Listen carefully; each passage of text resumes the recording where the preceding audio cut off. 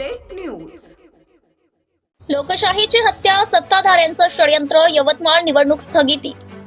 यवतमाळ नगर परिषद निवडणूक अवघ्या 2 दिवसांवर असताना राज्य निवडणूक आयोगाने प्रक्रिया स्थगित केल्यामुळे आमदार बाळासाहेब मांगोळकर यांनी प्रशासनावर संताप व्यक्त केलाय.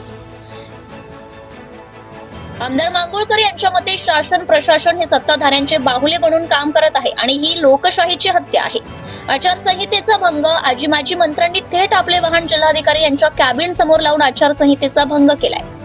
प्रशासनाचा गैरवापर. जिल्हाधिकारी आणि निवडणूक निर्णय अधिकारी यांनी आपल्या पदाचा दुरुपयोग केल्याचा आरोप त्यांनी केलाय. आदिवासी विकास मंत्री अशोक उईके आणि माजी मंत्री मदन येरावार हे कार्यकर्त्यांसह जिल्हाधिकारी यांच्या कक्षात 3-4 तास काय करत होते असा सवाल करून प्रशासनावर दबाव टाकल्याचा आरोप त्यांनी केलाय. तर निवडणूक 2 तारखेलाच होईल असं सांगून प्रशासनाने शेकडो उमेदवारांची दिवसभर दिशाभूल केली आणि रात्री उशिरा स्थगितीचं पत्रक जारी केलंय.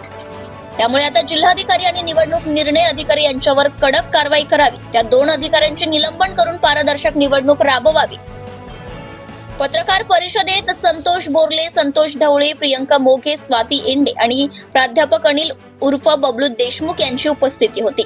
प्रतिनिधी सय्यद मतीन, यवतमाळ. आपण सगळ्या डोळ्यांनी पाहिलं, आपण सगळे तिथे हजर. काल म्हणजे आमचे सगळे नगरसेवक तिथे, अध्यक्ष तिथे आणि पूर्ण दिवसभर यांचा निर्णय कोणताही निर्णय न होता दिवसभर आम्हाला तिथं थांबून ठेवलं. आणि आपण पाहतो आहे की त्या चेंबरमध्ये सकाळपासून संध्याकाळपर्यंत मंत्री महोदय विखे साहेब, माजी आमदार मदन येरावार, त्यांचे सगळे पदाधिकारी हे दिवसभर तिथं काय करत होते, त्यांचं कोणतं षडयंत्र आतमध्ये चालू होतं. आणि मग रात्री उशिरा कळवलं की हे इलेक्शन रद्द झालं म्हणून, स्थगित झालं म्हणून.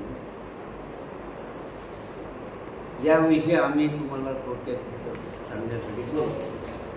सविस्तर आमचे संतोष भाऊ ढवळे तिथं होते, बोरले साहेब तिथं होते, आमचे शहराध्यक्ष होते, आमच्या घटनेच्या प्रतिताई होत्या, आमचे अध्यक्ष होता.